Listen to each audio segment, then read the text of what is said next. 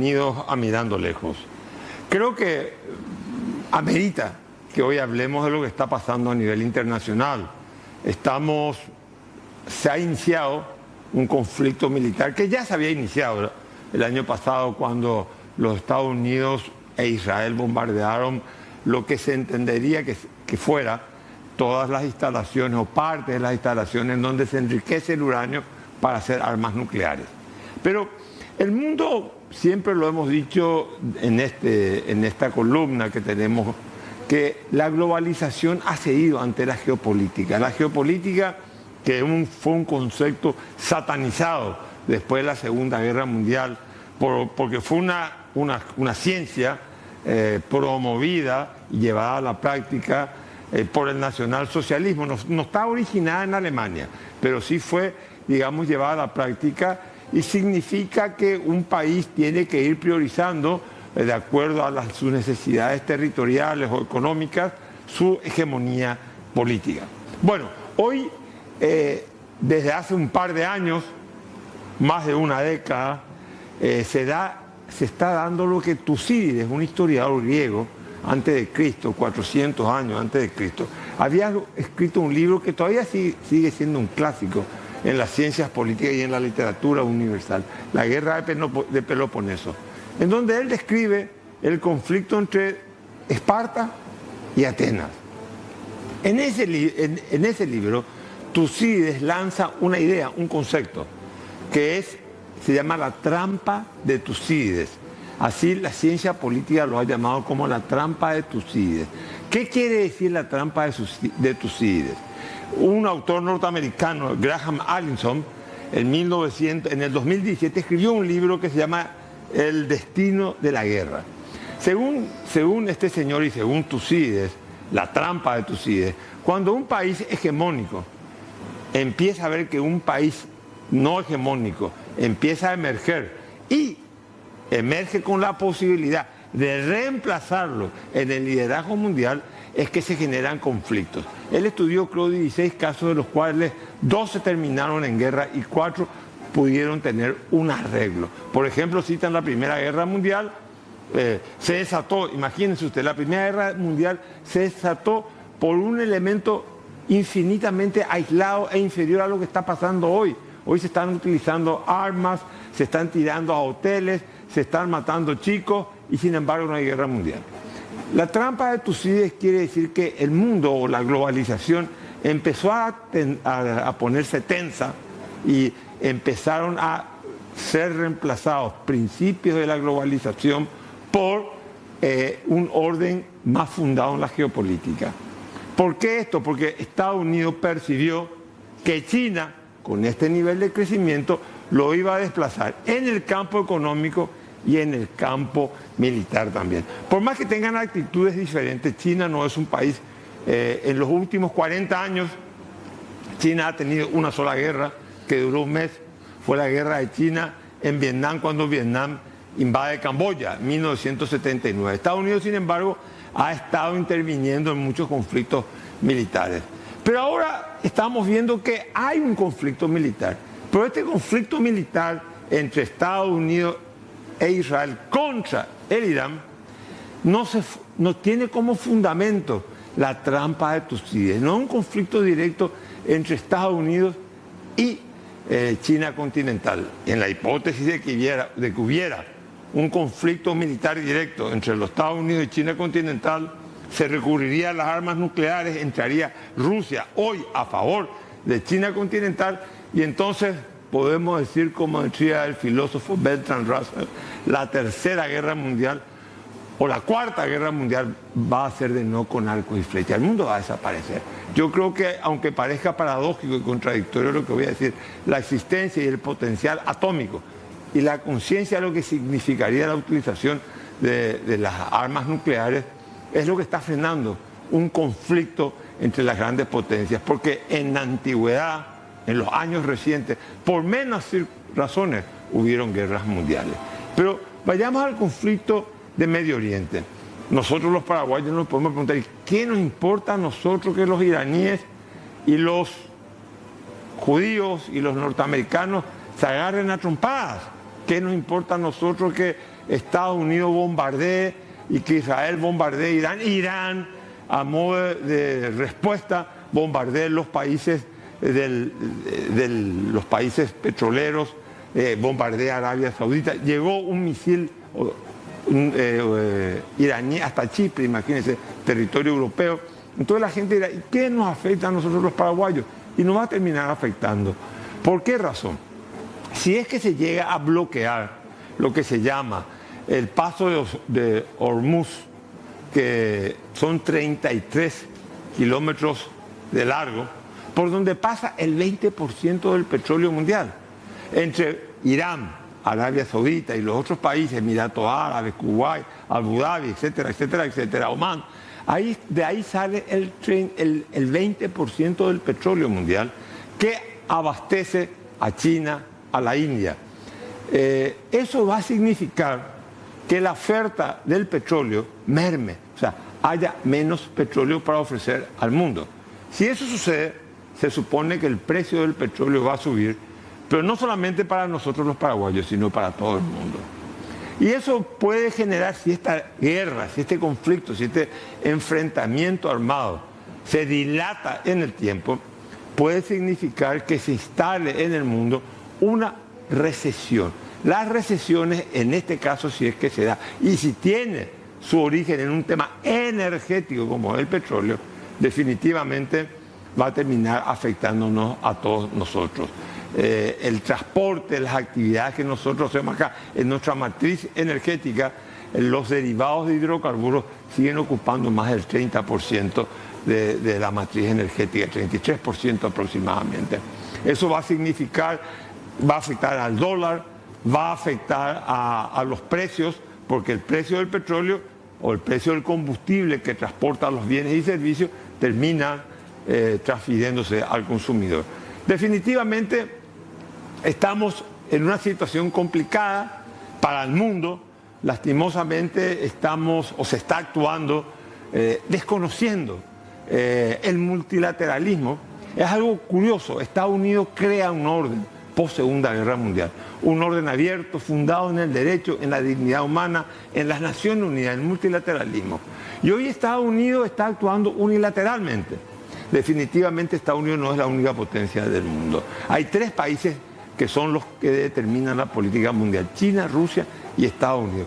La ventaja que tenemos con Estados Unidos es que es la única democracia, los otros dos no son dos democracias.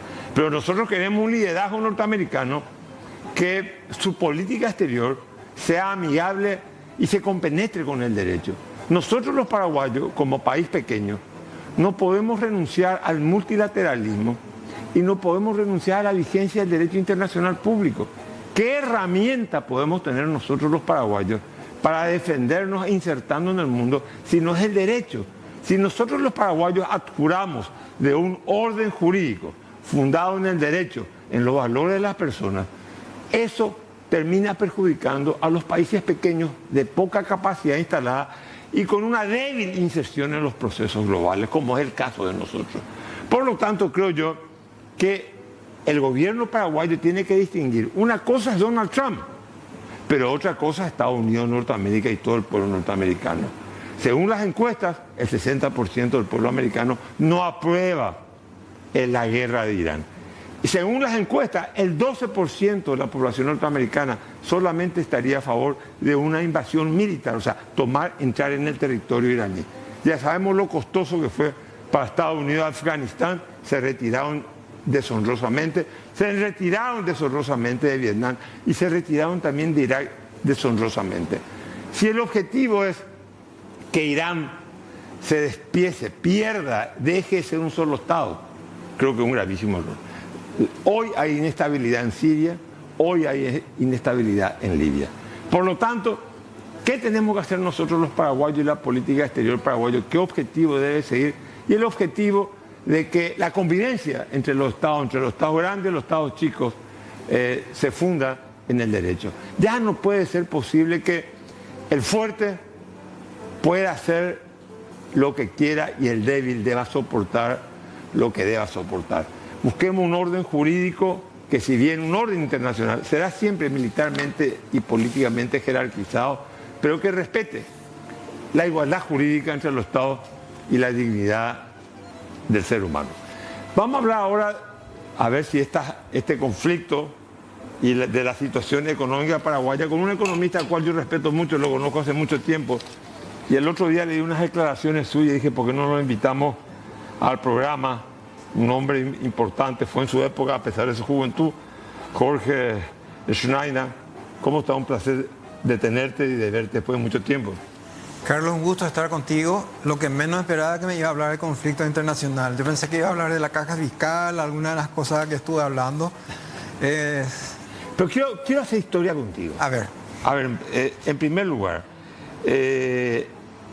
vos viviste una época de transición en el Banco Central. Viviste el Banco Central que estaba tremendamente politizado, viviste las crisis financieras, la crisis financiera del 95, 97, 2000 y 2001. Fueron sucesivos bancos que fueron cayendo. sí.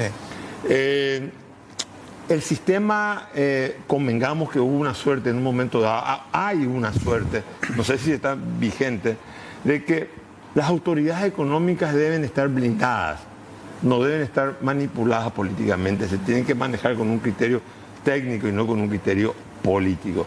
Hoy vemos que Trump en Estados Unidos quiere manejar la Reserva Federal. Esa tendencia de Trump también se puede imponer en Paraguay o en otros países de la región.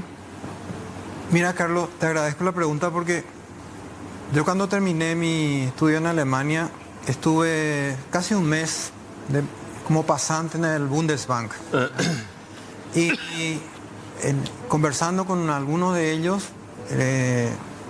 me decían, la ley alemana es una ley simple, o sea, cualquier legislador puede modificar, pero ningún legislador alemán se va a animar a tocar el Bundesbank, porque sabe que es un custodio. El Banco Central. El Banco Central de ellos no van a tocar eso. Bueno, pero en Latinoamérica yo les recomiendo, decía un señor que ya falleció, me dijo, ténganlo en su constitución una cláusula que garantice la independencia de su Banco Central, porque ustedes tienen una estabilidad política, entonces puede venir una onda ideológicamente contraria a la estabilidad monetaria, usar al Banco Central para financiar proyectos populistas, entonces tengan una cláusula constitucional. Bueno, nuestra Constitución recogió en cierto modo esas discusiones que se tuvo en la década, especialmente en el año 90, 91, que venían expertos alemanes, el profesor Dürr, por ejemplo, vino muchísimo, se trajo ese concepto, solo que la redacción que salió de la Constitución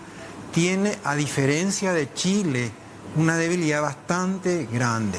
Una de ellas es, por ejemplo, el de decir, se prohíbe al Banco Central financiar déficit fiscal. Claro, le da un préstamo que en diciembre tiene que devolver el Banco Central. Ahí está una de las trampas. Ajá. El caso chileno dice... Pero, no quiero caer en tecnicismo, no quiero caer porque se me pierde la gente. ¿Vos crees que eso que lograron ustedes puede retroceder, está retrocediendo o se mantiene la autonomía, la independencia de las autoridades, no solamente del Banco Central, sino también del Ministerio de Hacienda, del Ministerio de Economía ahora? De algo que a mí me satisface, me pone orgulloso, es que Paraguay logró en dos lugares institucionalizarse. Uno es el Ministerio de Hacienda, hoy es el Ministerio de Economía, y el otro es el Banco Central. El Banco Central fue el modelo, porque desde la década del 90 empezó a enviar gente joven al extranjero para capacitarse, y es una de las instituciones que más técnicos tiene en términos de capacitación. ¿Y cómo está viendo esa tendencia? ¿Se mantiene, se interrumpe, se debilitó? Desde el punto de vista técnico sigue siendo una institución de alta credibilidad. Donde yo tengo mis dudas es si tiene todavía la independencia política que se logró, y eso sí se logró en el Banco Central con la crisis financiera, que parezca increíble. Fue esa crisis la que permitió que la sociedad paraguaya entendiera cuán importante era tener una institución ajena a cuestiones políticas. O sea, podía tener... O sea, vos ves que hoy la autonomía o la independencia del Banco Central podría estar escamoteada. Para la forma de designación, a mí, yo no tengo, es un gran profesional, es un abogado, pero siempre lo menciono, lo vi en seccionales coloradas, etc. El actual González, su apellido, por ejemplo. El que era procurador. El procurador. Ese tiene una visión muy política y no... El Banco Central necesita siempre un técnico que tenga capacidad de negociar con los políticos, eso sí requiere, su presidente o sus directores tienen que tener esa capacidad de negociación, pero necesita un perfil de alto conocimiento técnico y no un político. Eso es mala señal para mí y no estoy viendo ya un Banco Central con tal independencia respecto a Hacienda o a Economía, respecto a la presidencia misma. O sea, hay como no esa separación que se sintió por mucho tiempo. El Banco Central tuvo mucho prestigio de decir no, por ejemplo, a un gobierno de turno. Cuando le pide adelanto, era capaz de decirle no. Entonces, en este momento yo siento como una especie de retroceso, y eso que tengo mucho aprecio a su actual presidente, a Carvalho, al propio ministro de Economía, pero institucionalmente, desde el punto de vista de lo que es... Le ves debilitado. Lo veo debilitado al Banco Central. Bueno, decime, esta guerra, si se prolonga, ¿cómo va a afectar al dólar? Porque el dólar sufrió una devaluación. Ahora, esto va a hacer que el dólar... Hoy subió el dólar por la guerra. ¿Cómo vos ves? Su independencia judicial. O sea, mientras no tenga una administración de justicia a la americana, le acaba de demostrar a un señor que atropella todo, que es Trump, el Poder Judicial le dice, no señor, tu arancel está mal, esto es inconstitucional, y le obliga a rever su medida. Bueno, mientras no tengamos un Poder Judicial de ese calibre, la pregunta que yo me hago es, ok, mi deuda soberana dice que tengo grado de inversión. Y todo el mundo esperó ahí, especialmente el gobierno, de que iba a venir muchas inversiones. Pero un inversionista, ¿qué es lo que mira? No la deuda soberana, el riesgo de la deuda soberana, sino el riesgo país. Y un ingrediente del riesgo país de altísimo contenido es la seguridad jurídica. Por lo tanto, si yo tengo inestabilidad en las leyes, si yo tengo jueces que aplican mal esas leyes, entonces no tengo el condicionante uno de una inversión de largo plazo, la seguridad jurídica. Ahora, te quiero hacer una pregunta. Más allá de la seguridad jurídica, que es la falta de productividad de la mano de obra paraguaya, que no es también un factor determinante, o la estrechez de nuestro mercado, no son factores también que condicionan la posibilidad que tenemos de desarrollarnos, de crecer sostenidamente como país. Muchísimo. Y ahí está otro talón de Aquiles grande de Paraguay, que tiene un sistema educativo que no entrena a la gente a pensar, no entrena a la gente a ser creativa, a ser innovador, sino que aprendemos de memoria las cosas. Yo tengo alumnos en la facultad que te puede recitar cosas que lee, pero no entiende lo que leyó, ¿verdad? Por lo tanto, nuestro sistema, desde el preescolar hasta terminar el colegio, no sale un ciudadano formado. Y ese es un defecto que yo no vi. Estoy hablando de la década del 90, que se hizo reforma educativa. Sí. Pero llenarte de ciertas cuestiones para memorizar, geografía, historia, pero no te enseña algo para la vida. Te doy un ejemplo súper sencillo. La gente con 18 años no sabe lo que es tasa de interés, no sabe calcular, no sabe qué es un IVA. O sea, cosas que en la vida uno necesita brutalmente, concretamente, no te enseña el colegio. Entonces, ahí está enlazado ahora en la facultad, salvo contadas excepciones, como el de la UIP, por ejemplo, con los alemanes, que ya está vinculado a lo que necesita la industria. Correcto. Todas las demás universidades están desconectadas con la realidad que necesita la empresa. Yo te cuento que esta discusión tuve, en cierto modo, con el actual ministro. Le planteé, ¿por qué los programas educativos no consultan a las empresas qué tipo de perfil necesita? Y me sale con que yo soy muy economicista en mi visión. Claro. Pero hay que formar a la gente para el mundo de lo práctico. Exactamente. Enseguida, después de la pausa, volvemos con...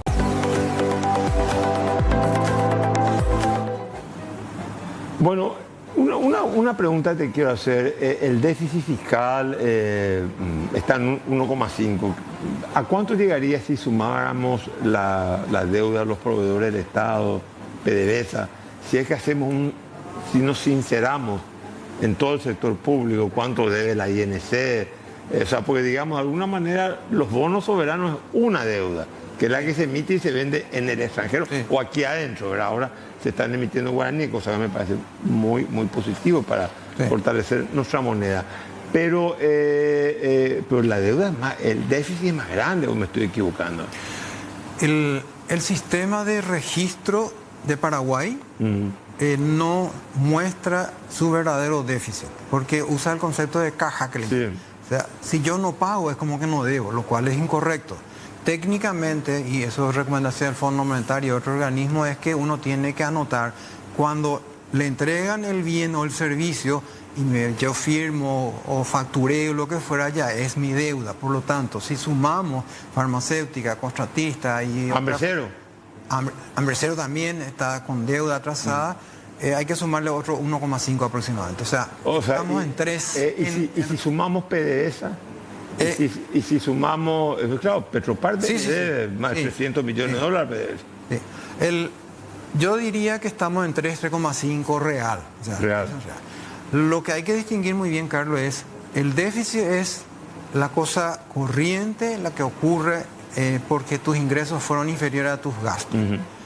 Y la sumatoria de esos déficits en el tiempo es lo que explica el saldo de tu deuda. Entonces, cuando uno escucha, tanto del gobierno y algunas personas, que Paraguay tiene una de las deudas más bajas de la región, yo soy el primero que protesta y grita eso. No es correcto. ¿Por qué?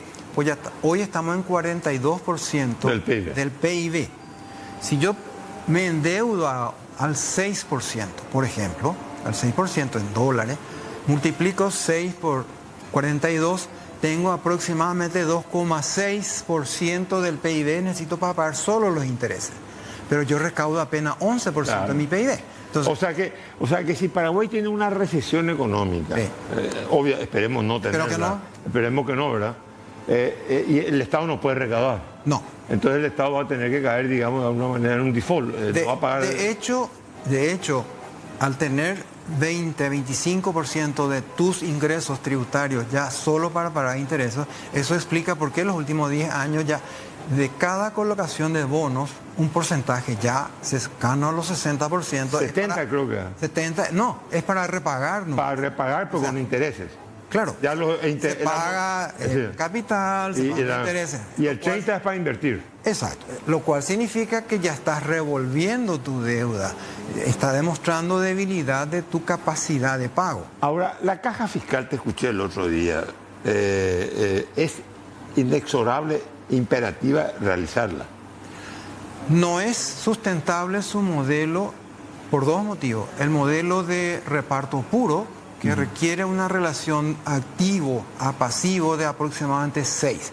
En el sector público hoy es 3,3. O sea, globalmente el sector público tiene 3 activos por cada un pasivo. Sí. Eso significa que el activo tiene que aportar 33% para cubrir la jubilación de esto. Y hay cajas donde hay más jubilados que activos, por ejemplo. Claro. Por lo tanto, o sea, hay más gente que recibe el beneficio de la jubilación que gente que está aportando para la jubilación. Exacto. O sea, el modelo es inviable. Ahora, ¿pero qué efecto tiene la política fiscal? El modelo es inviable, pero está provocando una hemorragia. El año pasado fue 380 millones de dólares. Este año a 400. Para el 2028 se habla de 600, 700 millones de dólares. Algunos hablan de que para el 2035 el déficit llegará a 9.000 millones de dólares, lo que hoy gasta el gobierno central. La pregunta que te quiero hacer, ¿esto puede terminar afectando, en primer lugar, puede provocar un proceso inflacionario, puede significar la devaluación del guaraní?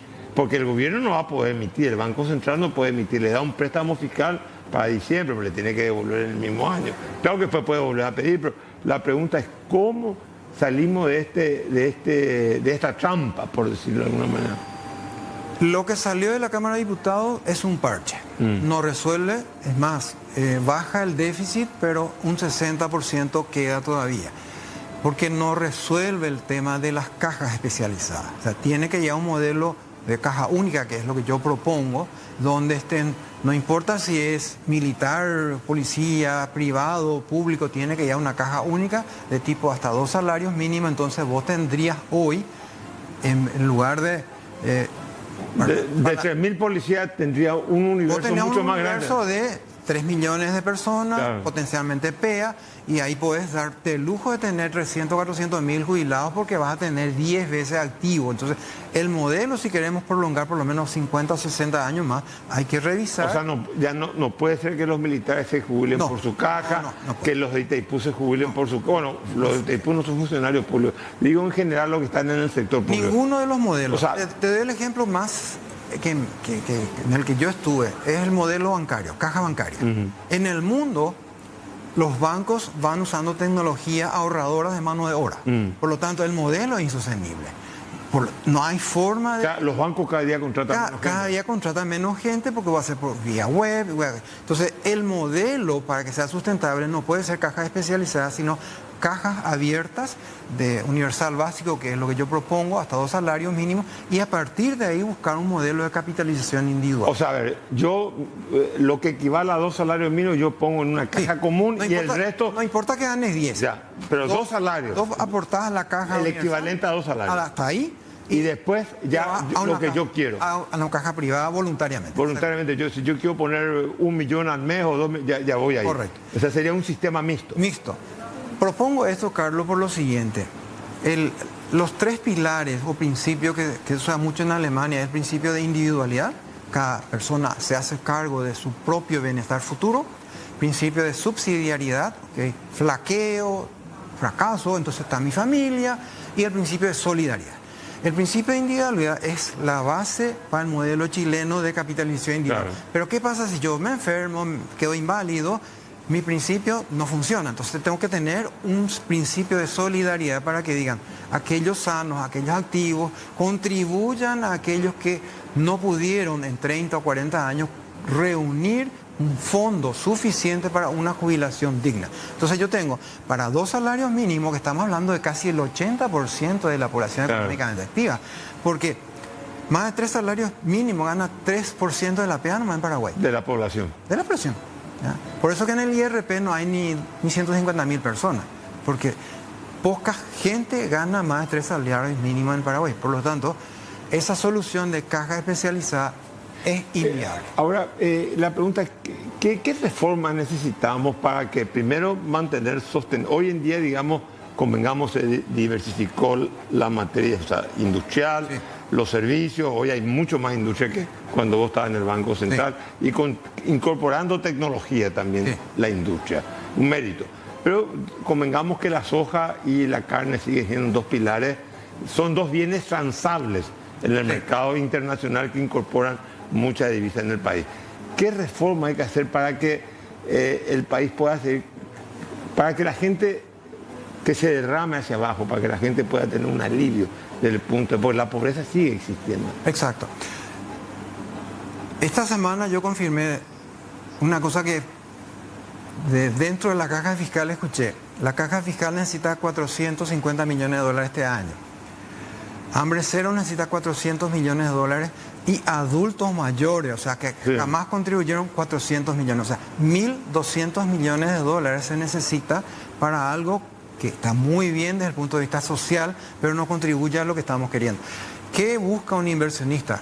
Carretera de todo tiempo, comunicación adecuada, seguridad jurídica y eso, energía eléctrica que no se apague a cada rato, que no tintinee, etcétera, etcétera. Esas son las condiciones que requiere un inversionista para instalarse en Paraguay. Entonces, mi diferenciación es, un inversionista financiero, ok, te comprará los bonos, no hay problema. Pero cuando querés que venga a instalarse en Paraguay, las cosas cambian totalmente. Logística. O sea, una cosa es el inversionista que me compra un bono o alguien que busca la renta, digamos. Porque puede vender otra enseguida. Y otra cosa es que viene a inversión directa. El que viene a hacer inversión directa. Y por esas razones tenemos tan bajo nivel de inversión directa. Así mismo. Por más que tengamos las leyes más amigables no importa que vos le dé subsidio. No, lo que mira es... El 10-10-10. Aunque vos le exonere IRE por 10 años, no te va a venir por ese motivo. Si dice, no. ¿Qué pasa si me cambia esa ley? Me hace una concesión, viene un nuevo parlamento y dice, esa concesión no sirve, hay que reversar. Entonces la inseguridad jurídica en su conjunto, poder judicial que hablamos, y la falta de logística que apoya estas inversiones es crítico para mí. Bueno, estuvimos con Jorge Schneider, muchísimas gracias y te vamos a tener de vuelta. Enseguida, con el polémico senador Colin Soroka.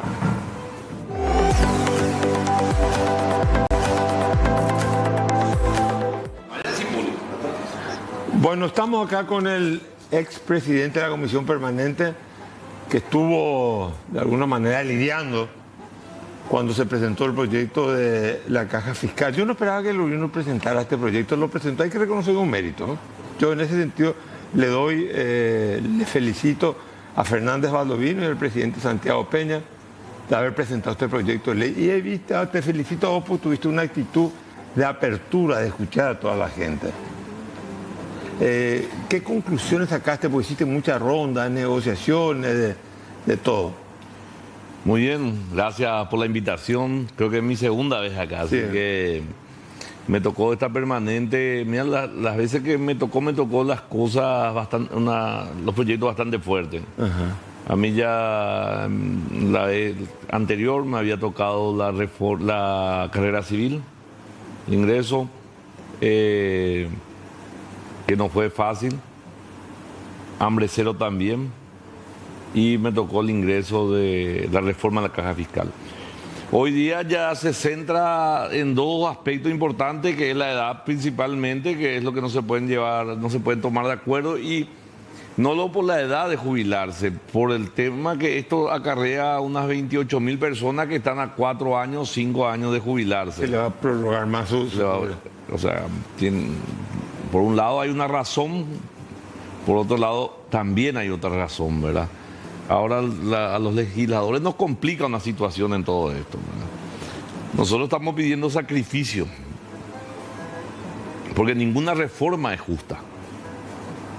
Pero son necesarias muchas. Pero son necesarias. Ninguna reforma es justa, pero son necesarias. Y en esa reforma vos estás pidiéndole a un sector sacrificio. Y nosotros carecemos de autoridad moral para ese sacrificio. Te leí. ¿Por qué? Por la caja de jubilación. Correcto, es algo que no corresponde. No corresponde, ¿por qué? Uno, yo creo que nosotros somos personas electas en cargos de privilegio. 45 lugares de 7 millones, ¿cuándo? No sé, ahora 6 millones, murió 1 millón por ahí, según Centro Estadística. Pero es un lugar de privilegio que la gente te otorga. El salario correspondido para que vos te puedas sobrellevar esos tiempos. Ahora, nosotros jamás podemos decir que no, que esa caja estuvo sola. Esa caja muchísimas veces, no una vez, muchísimas veces estiró dinero. En mi época pasaba eso. Estiraba porque no aguantaba. Claro. O sea, dinero del contribuyente. Del contribuyente. Se subsidiaba. Se subsidiaba. Lo que hoy nosotros le estamos pidiendo a ellos, nosotros no queremos más subsidiar de ustedes, pero nosotros vamos a mantener una caja que es, imagínate, nosotros tenemos problemas graves, tenemos gente que falleció, el marido o el otro cobra, gente que tuvo problemas inclusive de corrupción enormemente, que ya no están, que cobran los familiares. O sea, pero vos me decís, bueno, es anticonstitucional. Mentira, porque lo que se hace mal de inicio, no podés decir que eso es un beneficio adquirido, cuando el beneficio que adquiriste fue en modo incorrecto. Ahora, mi pregunta es la siguiente, vos lo que estás planteando ha de causar mucho escozor, mucha incomodidad entre tus colegas. Así es. De todas las bancadas, me imagino. Así es. ¿Y qué va a hacer al respecto? Yo sigo con la propuesta que tenemos que eliminar para poder opinar por otra caja. Nosotros estamos en una situación de crisis donde carecemos de credibilidad por muchos motivos. O sea, vos estás planteando que la clase política en su conjunto no tiene autoridad moral para llevar adelante una reforma que es necesaria para el país. Jamás, porque me está jubilando a mí. Yo no me voy a jubilar, yo soy joven todavía, pero me está llevando a un escenario inapropiado. Y te vuelvo a decir, ponele que corresponda un poco también. Pero vos salís en la calle, busca un paraguayo que te diga que eso está bien. Uno, tráeme uno que no sea el legislador y que no sea el legislador. Uno trae, yo cambio de opinión. Puede preguntarle al cura, al despensero, al doctor, al psiquiatra, al quien quiera, al camionero, al agricultor, al ingeniero. Pero ¿y cómo la clase política, los parlamentarios no se dan cuenta de eso? No viven muchísimo no viven la realidad. Muchísimo porque todo... Yo veo que en Asunción hay una burbuja, te juro, no se enojen. Acá uno vive una burbuja. En Asunción. En Asunción, porque en capital, vos de tu casa, te vas al Congreso. Pero los diputados son mayormente del interior y hoy en día hay muchos senadores, digamos, del interior. No, por ejemplo, vos sos de Itapúa, Beto Velar es de Oviedo, ovetense. Claro, pero se le transmite a muchos y no voy a dar nombres. No, pero está bien. Que es contagioso esto de acá. De Yula para de Chucosema, güey. Así vos yo veo eso. Yo senadores de la República, ¿te parece que eso...? Yo tengo diputados de mi departamento que lo primero que hizo le pusieron de asesor a su señora. ¿Te parece que representa a mi departamento? Nunca puede representar a ese tipo de gente. Nunca. Y hablo de mi partido. Entonces yo sí soy de decir de frente. Y lo digo esto porque hay gente que yo soy responsable en gran parte que hayan, de algún modo, porque a mí me toca liderar un equipo político. Me tocó la vida muy joven, pero me tocó. O sea, entonces uno viene a veces y dice, trae opciones interesantes que deberían tener respeto a la institución. A ver, vos sos del Partido Colorado, sos un hombre joven, ¿cuántos años tenés? Cumplí 40 hace el 26 de febrero. Bueno, sos, como se diría, sos un joven, un pendejo, como se decía. El Senado suele ser para gente un poco mayor, te voy a decir. Vos estás viendo que la clase política paraguaya está totalmente divorciada de lo que quiere la gente. Hace mucho tiempo. Hace mucho, porque yo a veces planteo cosas y veo la cara de algunos y dicen, ¿qué le plantea de boludo? Nosotros tenemos un sistema de crisis enorme. Nosotros tenemos la columna vertebral que es el agro. Nosotros estamos teniendo ahora un problema que nos estamos debatiendo. Creo que mañana entró en orden del día, ojalá que se apruebe algo que esperamos hace 25 años, el sector productivo, de tener un ingreso en la Unión Europea que tiene que venir después el análisis de las exigencias, cómo va a ser, que es otra vez que no podemos esperar otros 25 años, vamos a morir ya algunos y no vamos a ver entonces nunca el beneficio del famoso acuerdo. Hoy vos le veas a especialistas que dicen que las cuotas de envío deben ser según tu nivel de envío anterior, o sea, estadísticamente eso no se puede manejar, eso debe ser de cortes iguales. Nosotros dependemos del sector agrícola, el arroz depende, el mercado del arroz casi 80% depende del Brasil. El Brasil cayó el mercado en el arroz, bajó casi 50%, está impactando en los productores. Mucha producción sigue en guarran, en los silos. El guarranteo no te permite vender porque hay una caída de precio. ¿Dónde está la discusión verdadera del Senado o de diputados o de los propios ministros? Yo no le veo al ministro de Agricultura estando en un programa de televisión o no haciendo un análisis técnico justamente de estas cosas que golpean a la nación paraguaya y golpean enormemente económicamente. El sector sojero, en este momento hay un sector que salió bien, hay otro que se está yendo a la mierda, que tiene 45 días de seca. Entonces, ¿qué pasa? Hugo Chicago, $400 full, ¡pum! Ahora, sacan del premio. Si me permitís, cambiando un poco. O sea, yo te voy a preguntar más o menos cómo yo soy. No. Te hablo un abanico de cosas. Te quiero hacer una pregunta. Sos un político, quiero ir a lo personal, con todo respeto, dicho sea de paso, ¿verdad? Sí. Sos una suerte de un inconformista dentro de tu partido, sos una voz crítica, lo tuyo viene porque sos una nueva generación, tu manera de ser, tu manera de protestar, tu manera de disentir es porque provenís de un departamento muy progresista como es Itapúa, sos hijo de inmigrantes, digamos. No, te pregunto, ¿por qué esa actitud tuya no es compartida, no prolifera en los partidos tradicionales o en la política paraguaya en general? No creo que solamente sea culpa de los partidos tradicionales. ¿Por qué? Yo inclusive veo que tengo más oportunidad de desarrollar mi idea en mi partido. Yo veo que los que entraron fuera de mi partido, a muchos que no son ni siquiera que no tienen partidos inclusive, con ideas totalmente absurdas. Algunos te dicen, vamos a resolver la caja fiscal aumentando el impuesto al agro. Imagínate. El agro está en offside. Pero, ¿por qué hago esto? Porque yo no vine en la capital ni a buscar amigos, a congraciarme con el poder, ni tampoco a buscar un rédito económico.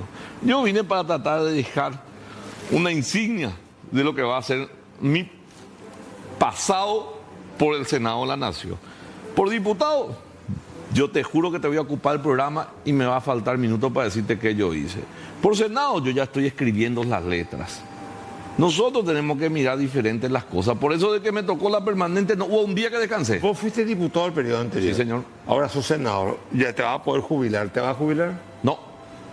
No, yo voy a luchar hasta el último día. Yo no puedo, no me permite la ley por ley.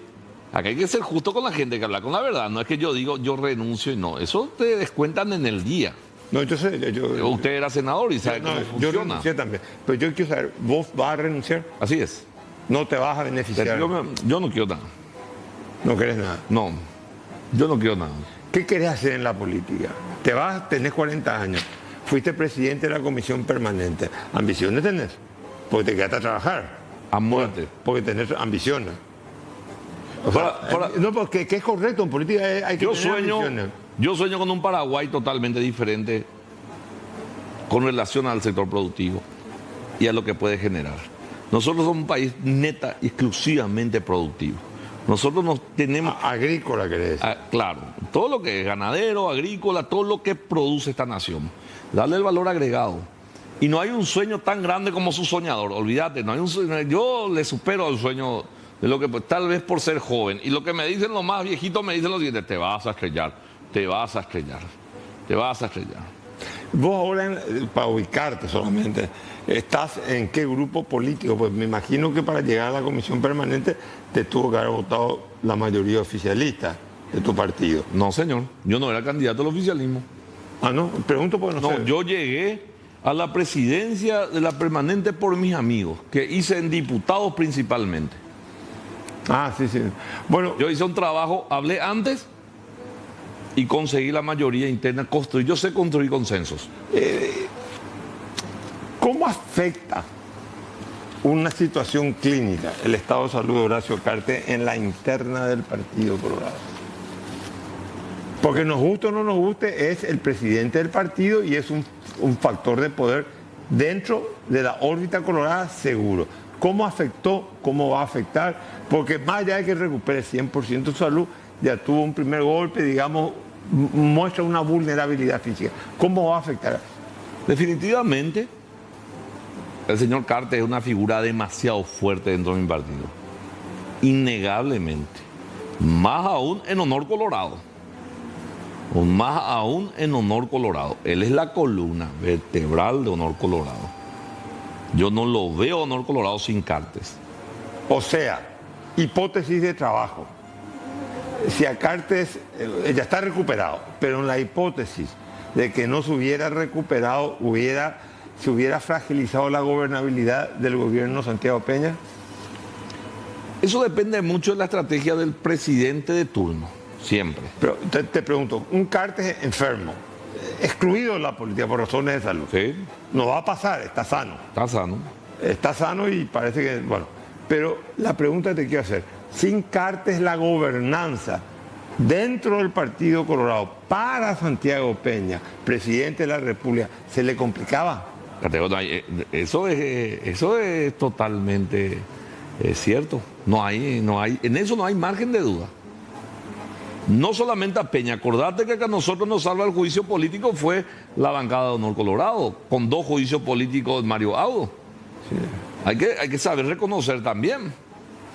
La grandeza de cada persona tiene que saber reconocer también los momentos, porque la bancada de Honor Colorado fue la que acompañó en su momento para que nosotros no fueron de otro sector. Y esa bancada, cuando en el gobierno anterior vos tenías 24 o 25 diputados, pero un boom sólido.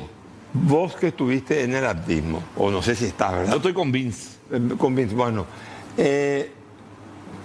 El liderazgo de Cartes parece estar consolidado dentro del Partido Colorado. Sí. ¿Y cuál es el liderazgo contrario al de Cartes, que le hace la oposición? Mario Abdo Benítez empezó, parece que se está diluyendo, está medio escabulléndose, no tiene un liderazgo, un dinamismo, una participación, por lo menos a través de los medios de prensa. Puede ser que por abajo lo esté haciendo, pero por afuera lo que observamos no lo vemos. Vos me decís que está con Vince, Sí. pero a Vince tampoco no se lo ve como una figura, todavía un liderazgo consolidado, ¿verdad? Fíjate que en Capital le sale Arnaldo Samaniego, que los samaniegos son una figura fuerte dentro del Partido Colorado. Eso nadie puede negar. Bueno, y por eso estoy diciendo, pero sin embargo el cartismo parece que es más monolítico, parece, no sé si 100%. Acá hay que hacer una gran diferencia. Por eso a veces le escucho a un expresidente hablando, dice, no existe la oposición. Mentira. Eso o sea, le respondo públicamente a Nicanor Duarte Frutos. Mentira. Mentira. ¿Hay oposición? Claro que hay dentro del partido y claro que hay, y claro que va a haber una interna fuerte que le da la musculatura al partido. Y no en lo personal podemos opinar inclusive muchas cosas iguales, pero en la imagen política uno tiene sus diferencias y en el partido hoy existe. Y de empezar de cero, Arnoldo recorriendo, hoy tiene dentro del partido solidez total. O sea, yo lo veo muy sólido Arnoldo. Y Arnoldo no se concentra en un liderazgo propio de Arnoldo. Arnoldo tiene su liderazgo y algunos contribuimos de afuera y eso genera que sea un grupo de liderazgo fuerte dentro de una candidatura presidencial que siempre fue así. Que siempre, yo te voy a dar el ejemplo de Mario Audo. Mario Audo se lanza a candidato a presidente de la República. ¿Sabe cuántos intendentes tenía mi departamento? Ninguno. ¿Sabe presidentes seccionales? 33 hay en mi departamento. ¿Sabe cuánto tenía? 1.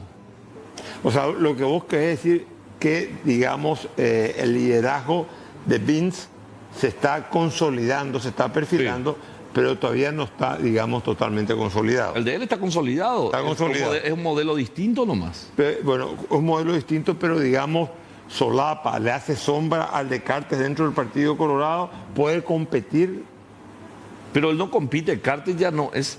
Cartes es un adversario muy fuerte para cualquier oponente dentro del partido, pues nosotros no podemos llevar esa ecuación, pues esa ecuación no es cierta. El señor Cartes no se va a volver a candidatar. Ahora, Vince, frente a una figura de cualquiera dentro del movimiento Honor Colorado, nosotros tenemos la certeza que nosotros vamos a salir bien. Vos decís que gana. Con humildad. Vince gana contra Aliana y Vince gana, por ejemplo, como. Aliana todavía dice que no es candidato, él mismo públicamente lo niega, ¿verdad? Yo no sé quién va a ser todavía. Marcos Riquelme. Marco es un amigo mío, que yo lo conozco hace rato, su abuelo era amigo de mi papá, don Blas N. La política, o sea, va a tener que caminar si tiene intereses políticos. ¿Por qué? Porque vos ya te diste cuenta, los outsiders, cómo le fue adentro de nuestro partido. Vos le veas a un exgobernador de Central con problemas presos, las improvisaciones generadas al que no maneja la institución o dentro no le va bien y no le fue bien. No es solamente él, hay otros artistas que no prefiero no mencionarlo, pero no le fue bien. Bueno, o sea, lo que vos decís que hay que hacer, digamos, el trabajo de recluta primero para empezar y generar, recorrer el partido. Es un partido con mucha fuerza en ese sentido el Colorado. A veces sin practicar, entras a meter el gol y sos el ídolo, ¿verdad? Pero a veces no. ¿Y qué va a ser el destino de Collins Soroka? Yo le di mi mano a un amigo que se llama Arnoldo. Arnoldo fue un amigo que construyó conmigo. Me sacó todos los distritos. Porque si dame un segundo para contarte, ¿por qué Arnoldo para mí? Arnoldo, cuando yo vine le pedí, hablé con Mario, hablé con él, le dije no le vamos a mentir a la gente. Sacamos del aislamiento a todos los distritos de Itapúa, construimos el gran hospital del sur con 80 millones de dólares. Hoy yo te invito, yo en serio, yo les invito, vayan a ver lo que es ese hospital que hemos construido. Con todos los servicios, con atenciones, con atención inclusive de salas de espera. O sea, cumplió con Itapúa. Cumplió con Itapúa. Entonces yo le di mi mano a él, porque eso nos enseñaron en la colonia. A lo mejor una boludez para acá, a la gente de la capital, pues me dicen que una boludez eso. Yo le digo a veces a la gente, pero me diste tu mano, le digo acá. No, eso no importa. En la colonia donde yo vengo, de distrito pequeño, nosotros nos pasamos la mano y cumplimos hasta el final. Bueno, estuvimos con Collins Soroka, polémico, sin pelos en la lengua, Yo creo que va a tener todavía un futuro importante dentro del Partido Colorado. Colin, muchísimas gracias y como diría mi